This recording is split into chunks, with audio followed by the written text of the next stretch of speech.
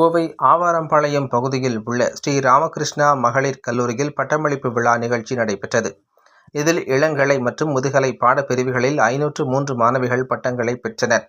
கோவை ஆவாரம்பாளையம் பகுதியில் உள்ள ஸ்ரீ ராமகிருஷ்ணா மகளிர் கலை அறிவியல் கல்லூரியில் 31வது பட்டமளிப்பு விழா நடைபெற்றது.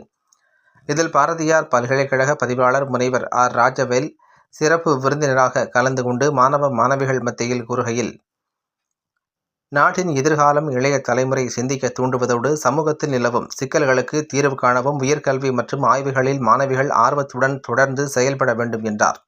கல்வி என்பது நமக்கு மட்டுமல்லாமல் பிறருக்கும் பயன்பெறும் வகையில் செயல்பட வேண்டும் என தெரிவித்தார்.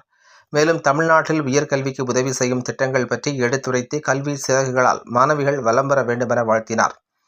இந்த பட்டமளிப்பு விழா நிகழ்ச்சியில் எஸ்என்ஆர் அண்ட் சன்ஸ் அறக்கட்டளையின் நிர்வாக அரங்காவலர் சுந்தர் ராமகிருஷ்ணன் தலைமை தாங்கி மாணவர்கள் மத்தியில் கூறுகையில், மாணவிகளின் தொடர் உழைப்பின் காரணமாக இன்று பெற்றுள்ள இந்த பட்டம் இனி வரும் காலங்களில் உங்களின் வளர்ச்சிக்கு உதவும் என தெரிவித்தார்.